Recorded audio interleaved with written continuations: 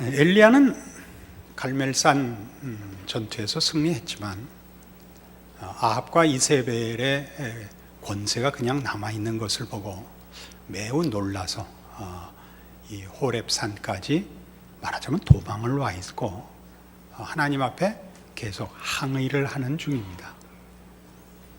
하나님은 두 번에 걸쳐서 이 질문을 하십니다.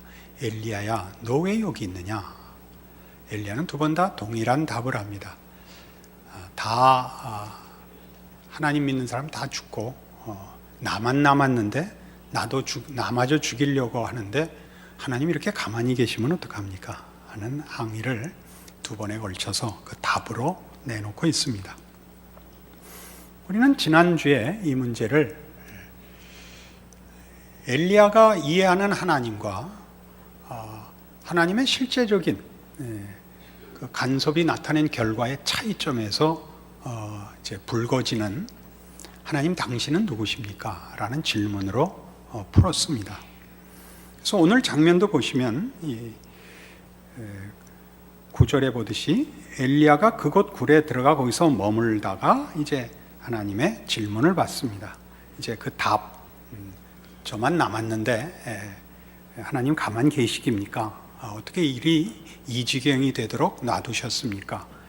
11절에 너는 나가서 나를 만날 준비를 하라 명령이 내리고 여호와께서 이제 나타나시는데 크고 강한 바람 그리고 바위를 부수는 바람, 지진 그리고 지진 후에 불, 이런 하나님의 위엄과 권세의 전조, 하나님의 임재의 전조들이 먼저 등장합니다. 그러나 엘리야는 여기에는 반응하지 않습니다.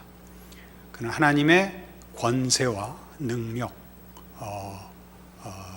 그 지위에 대해서 지금 질문하고 있지 않다는 뜻입니다.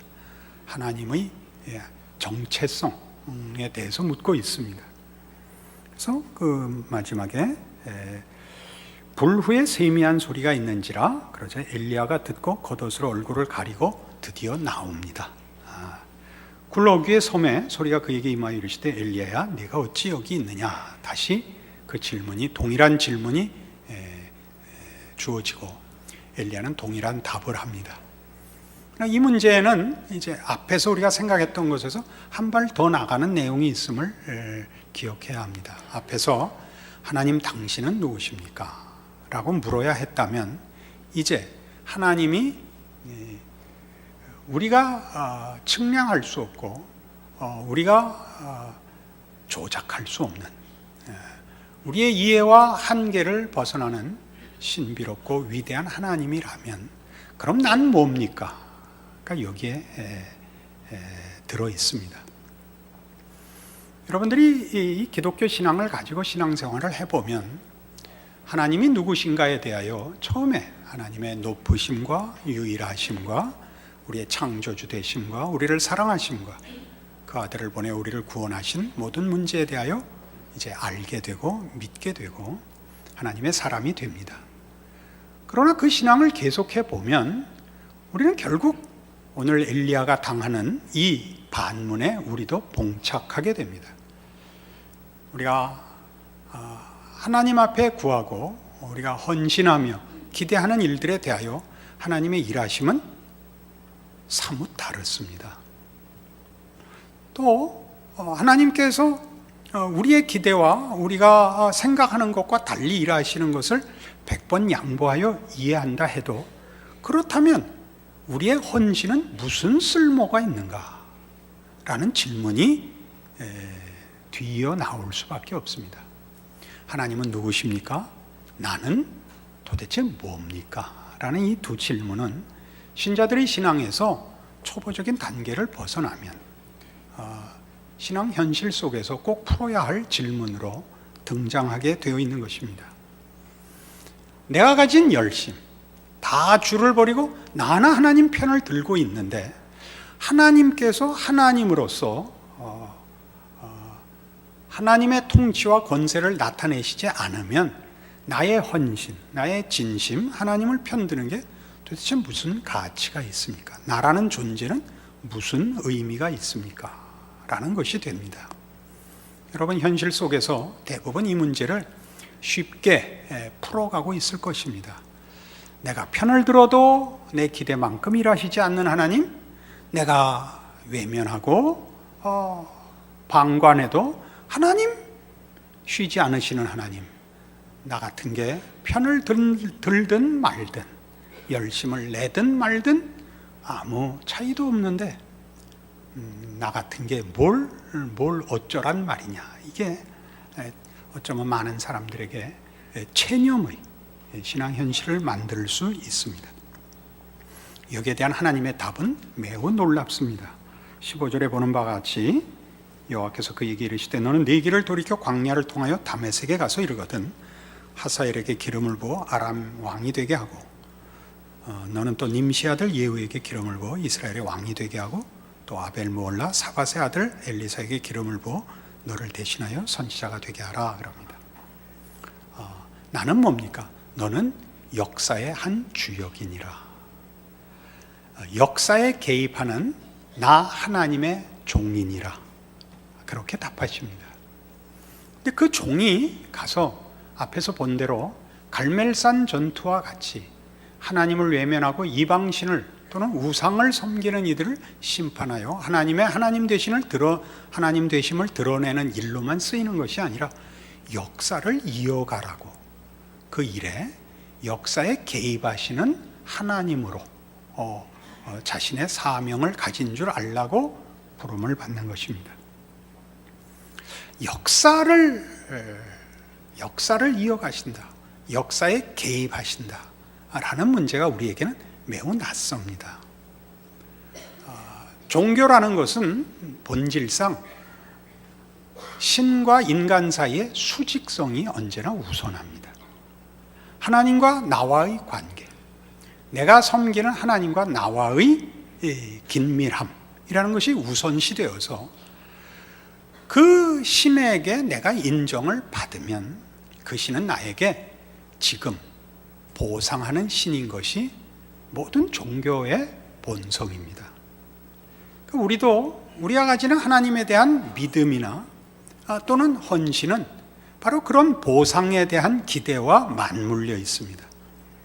하나님 앞에 내가 진심을 바치고 하나님 마음에 들면 나라는 존재와 내 인생의 현실에 하나님께서 내가 하나님을 하나님으로 섬긴 바에 상응하는 보상을 주실 것이라 하는 것이 모든 종교성의 본성이며 기독교 신앙에서도 꼭 한번 짚고 넘어가야 될 하나의 문턱이 되는 것입니다. 그러나 성경이 얘기하는 바는 하나님은 결과를 주시는 하나님이 아니라 결과를 만들어 가시는 하나님이라고 얘기한다는 사실입니다. 결과를 주는 것과 결과를 만들어가는 것은 무슨 차이가 있느냐? 결과를 주는 것은 시간이 배제된 그 수직성의 관계에서 요구되는 결과입니다. 나와 하나님의 결과의 법칙에 의한 당연한 보상이지요. 우린 이것 때문에 말하자면 하나님께 더 진실하며 더 헌신하며 그 뜻에 순종하며 그 눈밖에 나지 않으려고 하는 것으로 우리의 신앙을 기준하고 규칙으로 삼고 잣대로 삼고 그럽니다. 그러나 하나님은 뜻밖의 그런 내 마음에 드느냐 안 드냐라는 지금 한순간, 지금이라는 현실에서의 평가보다 하나님이 우리에게 목표하시는 결과를 이루기 위하여 시간을 주시는, 과정과 단계를 주시는, 기회를 주시는 하나님이며 그 과정에 하나님이 직접 관여하셔서 우리를 그렇게 만들겠다고 얘기하시는 하나님이며 우리 보고 그 시간 속에, 과정 속에 들어오라고 말씀하시는 하나님이라는 것입니다. 낯선 얘기죠. 여기는 이런 중요한 이야기가 있습니다. 우리는 하나님과 우리의 관계가 그 수직성에서 그 관계의 정상화, 긴밀함 또는 만족함이라는 것으로 하나님으로부터 무엇인가를 받아내려는 보상에서 거의 헤어나지 못합니다. 그러나 지난주에도 우리 말씀드렸다시피 하나님 당신은 누구십니까? 라는 질문에 대한 하나님의 답은 하나님은 무엇을 해주는 하나님이기 전에 우리에게 하나님이고 싶어 하시는 하나님이시다 라는 것이었습니다. 하나님은 우리를 원하시고 우리에게 하나님 당신을 인격적으로 원할 것을 요구하시는 것이 기독교 신앙입니다. 기독교 신앙은 가장 대표되는 그 본질적 표현이 믿음과 사랑이라고 할 수 있다 했습니다. 이 둘은 다 인격 간의 관계에 관한 것입니다. 보상에 관한 것도 아니며 법칙에 관한 것이 아닙니다. 그래서 지금 이 하나님이 우리를 시간 속에, 기회 속에, 과정 속에 부르신다는 것은 또한 하나님이 거기에 내려오셔서 우리와 함께 당신을 묻고 이런 시간을, 역사를 만들어 가자고 하는 것은 마치 여행을 가자 그러는 것과 같습니다. 여행을 간다는 건 뭐냐 하면 어디를 간다가 아니라 누구랑 간다라는 의미에서 여행입니다. 누구랑 간다는 것은 여러분 해봐서 아시겠지만 어디를 가는 것보다 더 중요합니다. 우리 뭐 어디를 갈까요?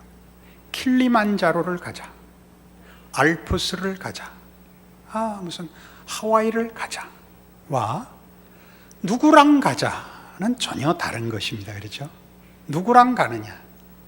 여러분 여행을 해보시면 어디를 가는 것보다 누구랑 가는 게 더 중요하다는 걸 아시죠?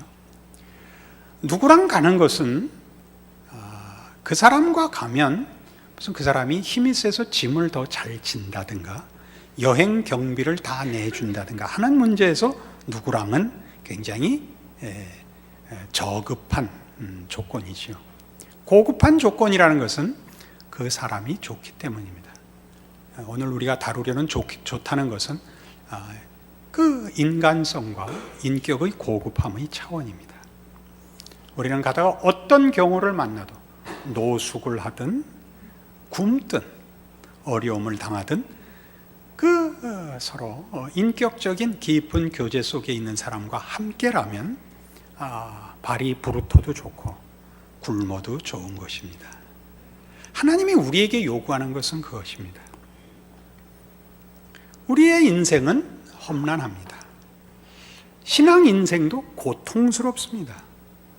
하나님은 왜 우리를 고통 속으로 인도하시는가? 하나님은 우리와 여행을 가자고 하시는 겁니다. 하나님은 우리가 하나님을 더 알기를 원하며 하나님은 우리에게 가까이 와서 어떤 의미의 동등한 차원에서 우리의 친구가 되시기를 원합니다. 우리로서는 감당할 수 없는 표현이지만 예수님께서 친히 그렇게 말씀하셨습니다. 너희는 나의 친구라. 우리 모든 하나님의 백성을 하나님께서 그의 자녀라 부르고 있습니다. 이런 사실은 요한복음 14장에 가면 벌써 여러 번 인용하고 있지만 하나님께서 우리를 어떻게 대하시고 무엇을 원하시는가에 대한 아주 대표적인 기록으로 이렇게 소개됩니다. 요한복음 14장 8절입니다. 빌립이 이르되 주여 아버지를 우리에게 보여주옵소서 그리하면 족하겠나이다. 예수께서 이르시되 빌립아 내가 이렇게 오래 너희와 함께 있을 때 네가 나를 알지 못하느냐? 나를 본 자는 아버지를 보았거늘 어찌하여 아버지를 보이라 하느냐? 내가 아버지 안에 거하고 아버지는 내 안에 계신 것을 네가 믿지 아니하느냐? 내가 너희에게 이르는 말은 스스로 하는 것이 아니라 아버지께서 내 안에 계셔서 그의 일을 하시는 것이라. 내가 아버지 안에 거하고 아버지께서 내 안에 계심을 믿으라. 그렇지 못하겠거든 행하는 그 일로 말미암아 나를 믿으라. 빌립이 예수님께 아버지를 보여달라는 게 무슨 뜻이었을까요? 당신이 메시아라면 또는 당신이 하나님이 보내신 독생자 하나님이라면 하나님이신 것을 우리에게 좀 더 분명하게 확인시켜 주십시오. 예, 해당하겠죠. 하나님이 우리 편을 들고 우리를 위하시고 함께 하신다면 그 가지신 권세와 대적할 수 없는 하나님만의 위엄으로 하나님의 통치와 하나님의 정의와 하나님을 편을 들고 하나님 사랑하는 자들에게 보상하십시오.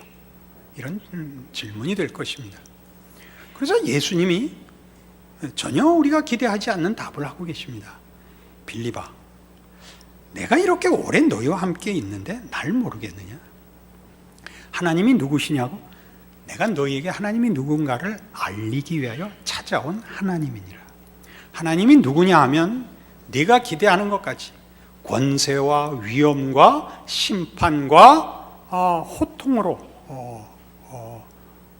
계시는 하나님이 아니라 이렇게 너희를 사랑하여 너희를 원하여 네 곁에 너희의 실존에 너희의 처지에 너희의 모든 삶의 정황에 동참하기를 원하는 네가 하나님이란다. 하나님이 누구냐고?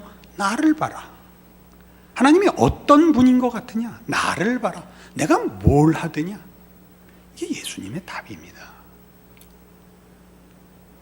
예수님이 이 땅에 오셔서 많은 일을 하셨습니다. 귀신도 쫓아내고 병자도 고쳤습니다. 그러나 그 문제는 그렇게 간단한 문제가 아닙니다. 마태복음 17장에 가시면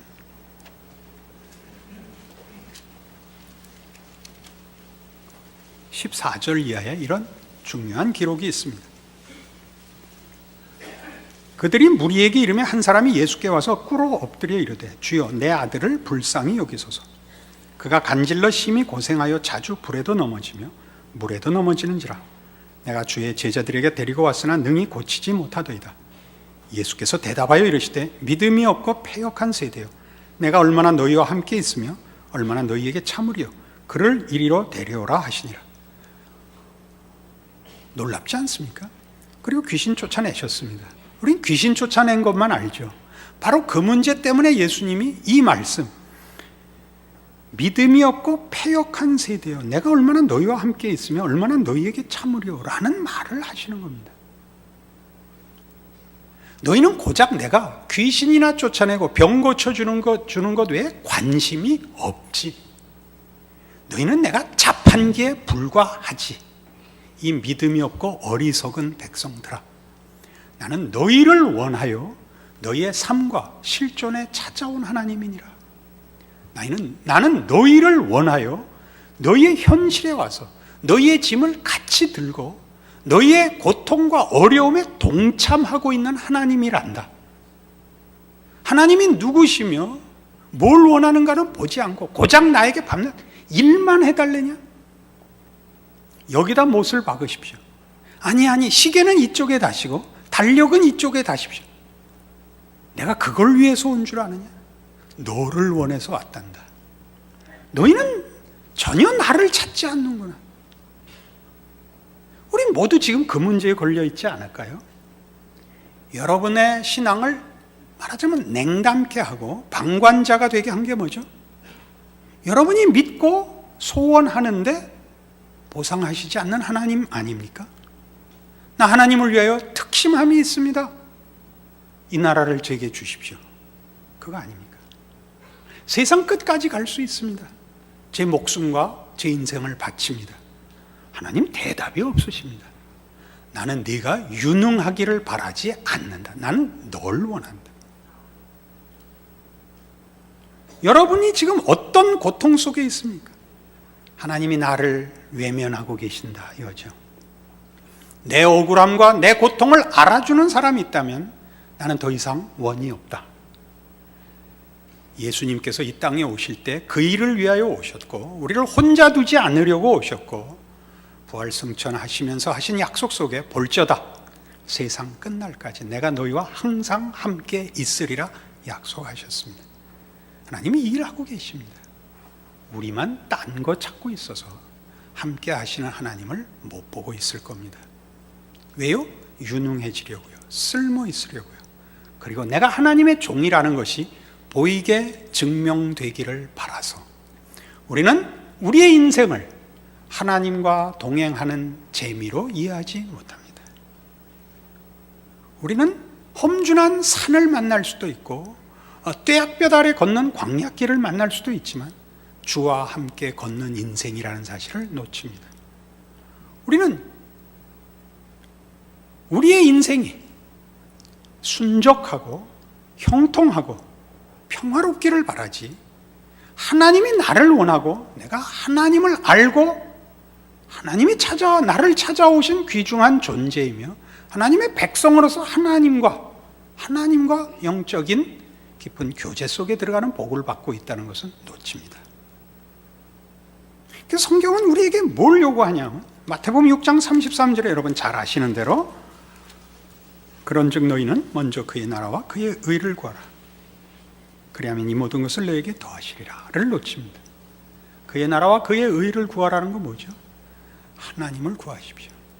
하나님이 여러분의 인생을 살게 하시며 방법과 능력으로서 하나님이 여러분의 인생을 필요로 하는 것이 아니라 하나님이 여러분과 함께 이 세상 속에 개입하시고 역사 속에 참여하시게 하십시오. 여러분의 인생은 신앙의 인생이며 동시에 하나님이 사시는 인생이 되게 하사 하나님이 고통과 불순종과 심판받아 마땅한 세상 속에 찾아오사 하나님의 자비와 하나님의 찾아가심과 용서와 구원과 기적과 오래 참으심으로 우리와 씨름하시는 하나님인 것을 여러분의 생애에 담아내십시오. 그래서 여러분은 오늘을 바치라 이겁니다. 34절에 있죠. 그러므로 내일 일을 위하여 염려하지 말라. 내일 일은 내일이 염려할 것이요 한날의 괴로움은 그날로 족하니라. 오늘을 하나님께 바치십시오. 분노,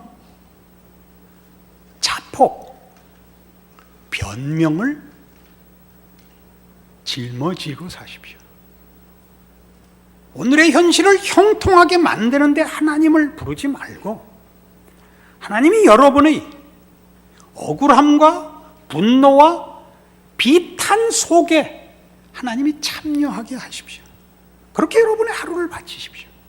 그 하루가 쌓여 일주일을 만들고 그 일주일이 1년을 만들고 그 1년이 10년을 만들어 하나님은 열매를 맺으십니다. 우리는 이 과정을 요구하지 않죠. 우리는 어차피 동일한 결과가 나올 것을 이 과정을 왜 필요로 하는가 하죠. 그 과정이 있어야 우리는 하나님이 누구신가를 배웁니다. 우리 깊이 하나님을 받아들일 수 있게 됩니다. 결과를 받는 것이 아니라 하나님을 받게 됩니다. 하나님이 우리에게 그걸 요구하십니다. 그 인생 모든 하나님의 백성들에게 예수 그리스도 안에서 부름을 받은 모든 신앙 고백자에게 열려 있고 지금 실천하시고 누릴 수 있는 것입니다. 우리는 여기서 고개를 돌리고 있는 것이죠. 엘리야야, 너 왜 여기 있느냐? 우리 모두에게 물을 것입니다. 철수야, 영이야, 너 왜 그러고 있느냐? 하나님, 내가 하나님에 대하여 열심히 특심합니다. 다 사기꾼이고 나만 진심을 갖고 있는데 하나님 왜 아무 대답이 없으십니까? 철수야, 영이야, 나는 이 역사에 개입하고 너에게 기회를 주고 너에게 나를 알리려는 하나님이란다. 우선 네가 나를 알기를 원한다. 네 삶을 나에게 바쳐 내가 살게 해다오. 그래서 너 나 배워라. 네 삶의 모든 여정을 통하여 형통한 결과가 우선하는 것이 아니라 그 고통 속에서 하나님이 누구신가를 배워라. 하나님이 누구인가를 배워라. 내가 누구인가? 너를 내가 어떻게 취급하고 원하는가를 배워라. 그렇다면 내 인생은 혹 버거울지라도 복될 것이니라. 이게 성경이 우리에게 하는 요구요, 약속입니다. 여러분 모두 이 인생에 부름 받으신 줄 아는 충성으로 하루를 바쳐 주십시오. 내일이라는 결과를 오늘 땡겨 달라 그러지 마십시오. 오늘을 바치고 내일을 바치고 또 다음 날을 바쳐.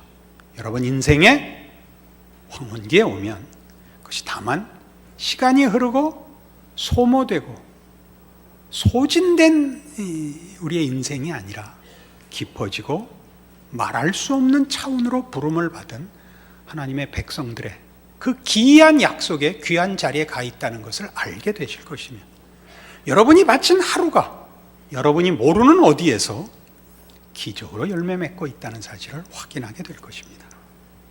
그것이 여러분들의 고백이요, 헌신이요, 선택이요, 책임이요, 특권인 줄 아는 오늘의 말씀이기를 바랍니다. 기도하십시다. 하나님 아버지, 은혜를 감사합니다. 하나님의 자녀로 사는 것은 얼마나 큰 신비요, 기적이요, 특권인지요. 우리는 하나님을 모시고 사는 자들입니다. 하나님이 시간과 공간 속에 들어오시겠다고 합니다. 우리의 삶의 현장에 찾아와 우리와 손을 잡고 함께 헤쳐나가자고 합니다. 주여, 기꺼이 그리하겠습니다.